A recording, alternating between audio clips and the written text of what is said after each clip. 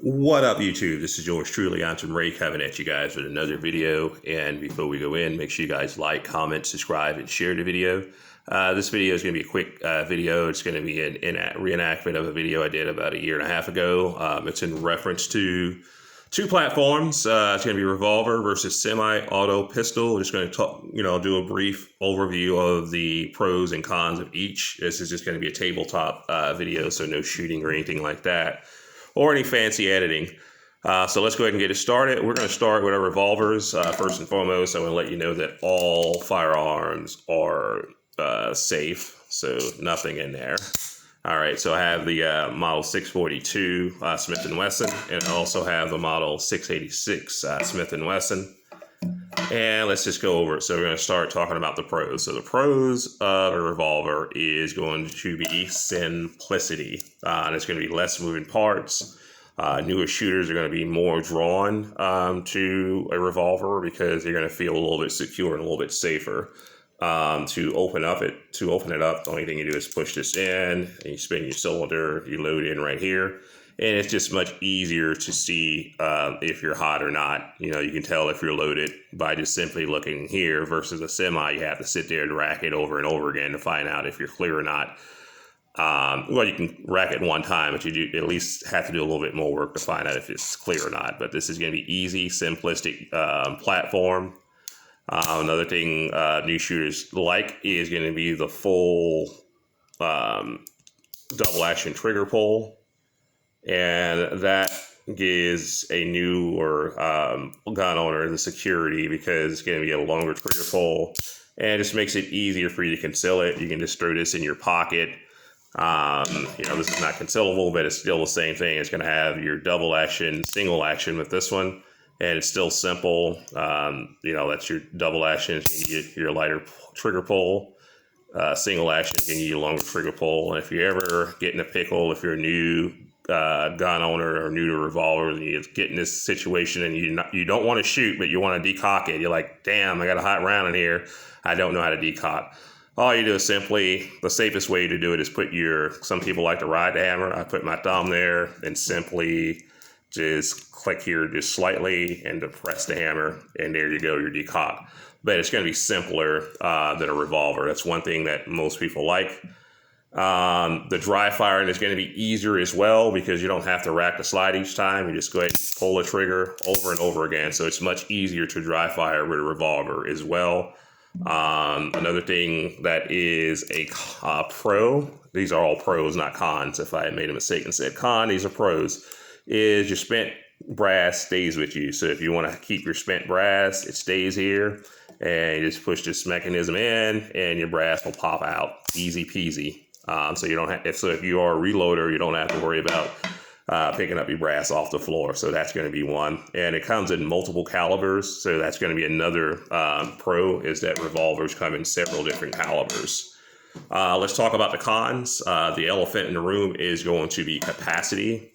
Most revolvers are going to be anywhere between 5 to 6. This one holds 5 rounds. And this one holds 7 rounds, but you'll never hear someone in a gunfight saying, hey, I had too many rounds. I don't need this many rounds to save my life. So capacity is definitely going to be a downer, no matter how you slice it. It's going to have a slow reload time because you don't have, separate magazines like you have with a revolver. So you're going to have a speed loader, which is going to take a lot of practice. And it's going to be slower no matter how you slice it. You're going to be slower with a reloader versus just slapping this into a semi and racking the slide. So that's definitely going to be one of the cons. Another con is going to be the long trigger, believe it or not. So I gave it as a pro, but it's also a con because with a double action trigger, because you're probably going to get, if you're in a self-defense situation, you'll probably get that first double action pull, single action pull, and that'll be it. And you'll have to go double action from there. And when you're shooting double action, it's going to be a longer trigger pull. And when you have a longer trigger pull, it's going to take you off your sights a little bit longer. So you just need a little practice. You can practice and mitigate it, but it's going to be a little bit harder. So the double action trigger can be a con if you're not versed in that. All right, and it's going to be slower, and it's also going to be heavier for the most part. You know, if you want to conceal it, you're going to be stuck with something like this, but the sight radius is not so good. But if you want a mid-size revolver, those are going to be pretty heavy. So there we go, pros and cons of a revolver. Let's go ahead and talk about our semi-auto pistols. So I have your CZ here, and I have the SIG P365. I hadn't touched this gun in a while. But let's go to the pros. So the pro, obviously is going to be high capacity. This gun can hold up, this is small gun, can hold up to 15 rounds versus this only being 5.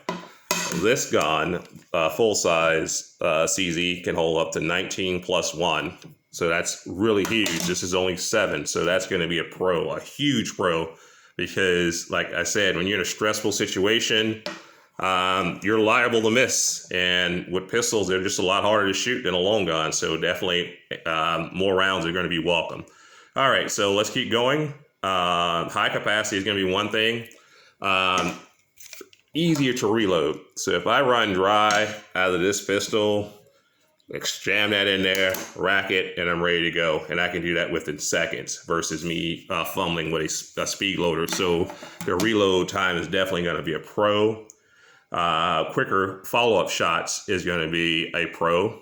And I use striker fire pistols. I do have a double action, single action pistol, but I just want to use a striker fire pistol because those are going to be most popular.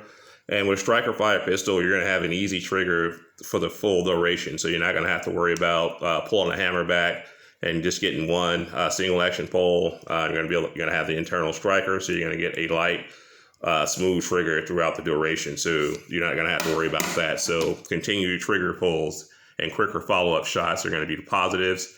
And another positive, pro I should say, is going to be that you can get, just like a revolver, you can get a semi in pretty much any caliber. You can get a caliber that you can hunt with. You can get a caliber that you can use for home defense, competition. I mean, it just goes on and on and on. So there are several different applications in the semi platform, I should say. So let's go ahead and talk about the negatives.